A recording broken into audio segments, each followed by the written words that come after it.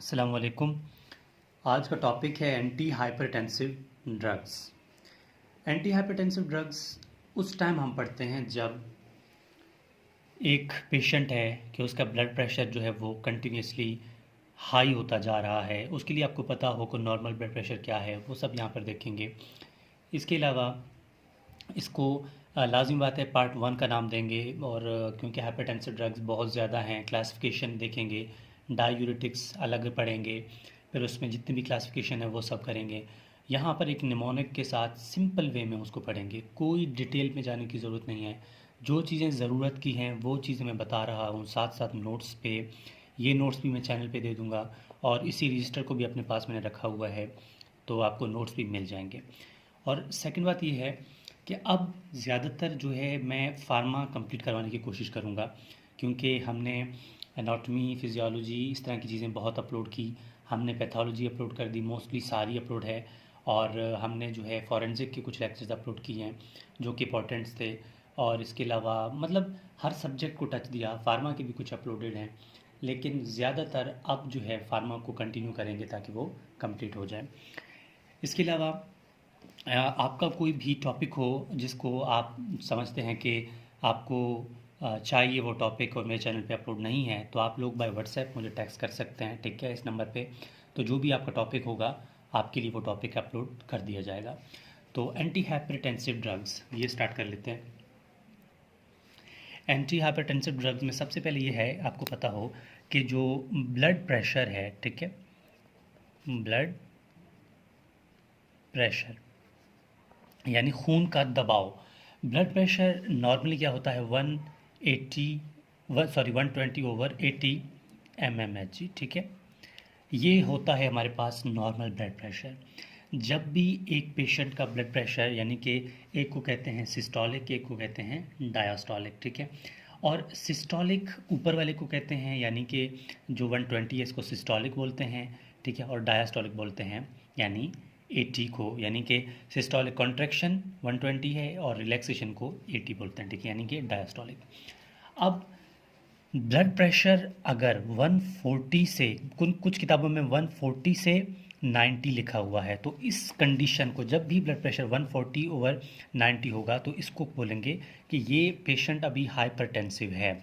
और कुछ किताब कहते हैं कि 1, ठीक है, 39 ओवर, ठीक है, 89, सॉरी 139, हाँ 189, सॉरी, ठीक है। इस कंडीशन हो यानी कि ब्लड प्रेशर इतना हो, तब हम क्या कहेंगे, ठीक है, तब हम कहेंगे कि ब्लड प्रेशर ये प्री हाइपरटेंसिव है, यानी कि हाइपरटेंशन की तरफ जा रहा है।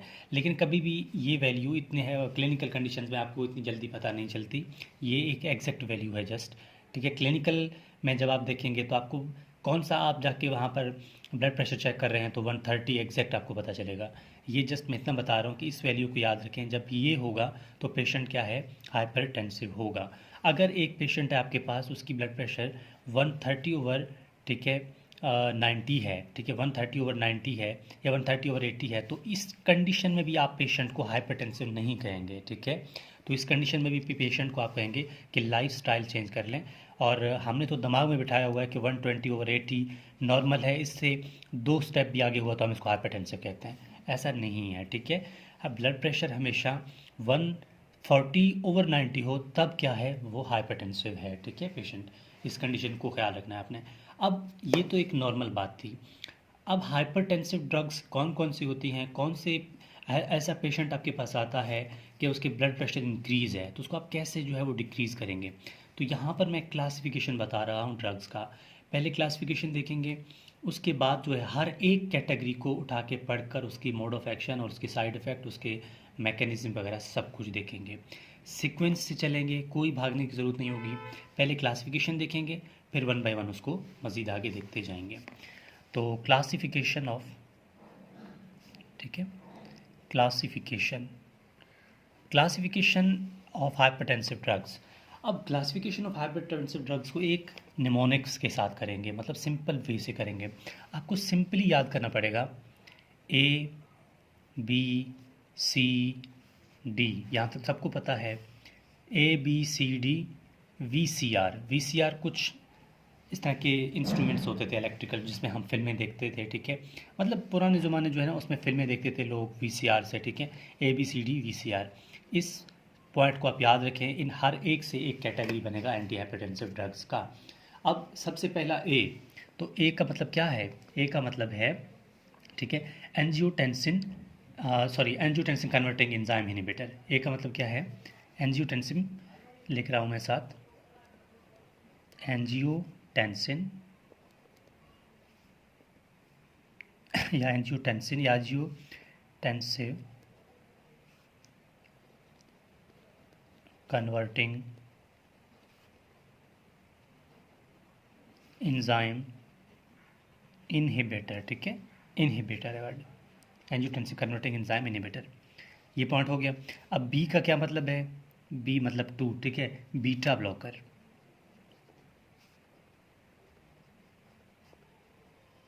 बीटा ब्लॉकर्स, ठीक है। और नंबर सी, सी से क्या मुराद है? Calcium channel blocker, calcium channel blockers. Number 4 D, diuretics, diuretics, ठीक है, सॉरी DIURE, डायूरेटिक्स, ठीक हो गया, डायूरेटिक्स। और नंबर 4 यानी कि वी, वेजो डायलेटर्स, वेजो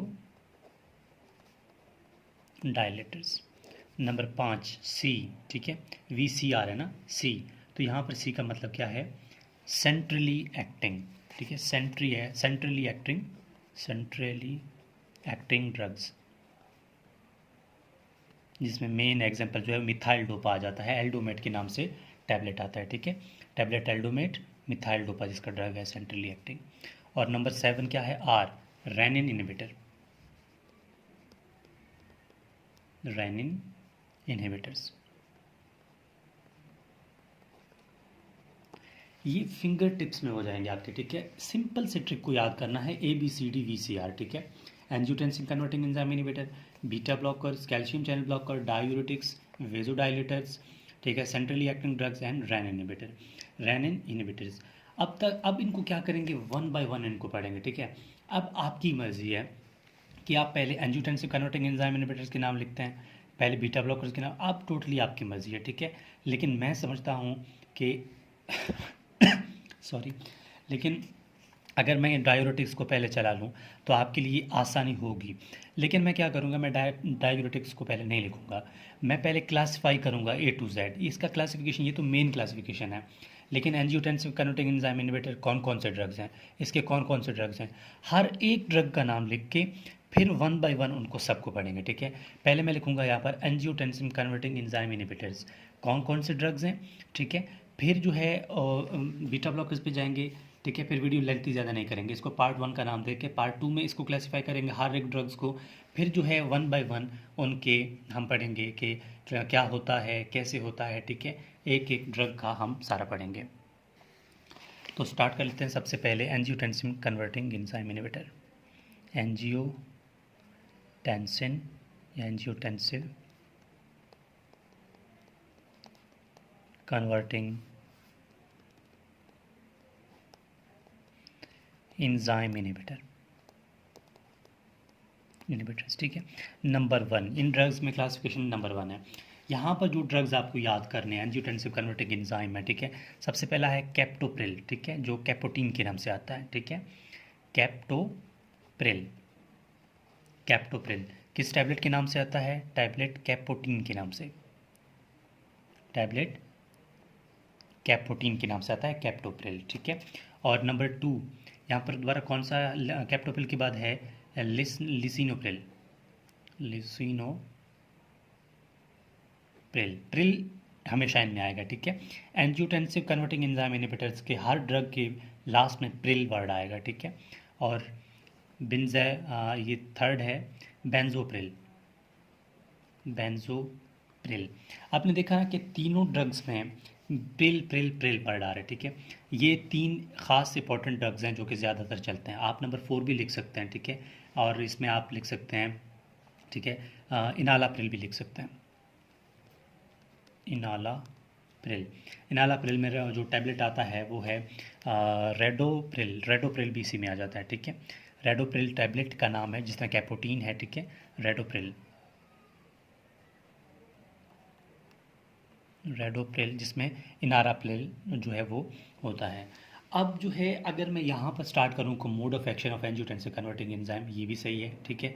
या हम इस तरह करते जाएं कि हमने पार्ट 1 में क्या किया, एंजियोटेंसिव कन्वर्टिंग एंजाइम इनहिबिटर बता दिया। अब जो है वीडियो की ज़्यादा लेंथी नहीं करूँगा, पार्ट टू में जब आएगा तो उसमें हम क्या करेंगे, एंजियोटेंसिव कन्वर्टिंग एंजाइम इनहिबिटर पहले इनका मोड ऑफ एक्शन देखेंगे, फिर जो है बीटा ब्लॉकर्स की तरफ चले जाएंगे, ठीक है। फिर क्या आ रहा है, फिर जो है बीटा ब्लॉकर्स आ रहे हैं। हम इसी तरह चलते रहेंगे, ठीक है। अब पार्ट 2 में अपलोड करूंगा एंजियोटेंसिव कन्वर्टिंग एंजाइम इनहिबिटर का कैप्टोप्रिल, लिसिनोप्रिल, बेंजोप्रिल या इनालाप्रिल, इनके मोड ऑफ एक्शंस को देखेंगे कि काम किस तरह करते हैं बॉडी में जाके। फिर हम क्या करेंगे, 1 बाय 1 इनको इस तरह जो है डिस्कस करते जाएंगे। आपके लिए ये चीज़ बहुत आसान हो जाएगी और इतना झंझट या टेंशन नहीं होगा। तो होपफुली आपको टॉपिक की समझ आ गई होगी। तो मैंने पहले भी डिस्कस किया था और अभी भी कहूँगा कि आप किसी भी टॉपिक में मसला आ रहा हो तो आप लोग व्हाट्सएप पे मुझे टेक्स्ट कर सकते हैं, डिस्क्रिप्शन में दिया हुआ है नंबर। और इसके लिए साथ साथ मैं ये कहूँगा कि चैनल को प्लीज़ सब्सक्राइब करें, शेयर करें, कमेंट करें, और ताकि आपके साथ दूसरों को भी फ़ायदा हो। और होपफुली आप सपोर्ट करेंगे और चैनल को सब्सक्राइब भी कर लेंगे। बहुत शुक्रिया।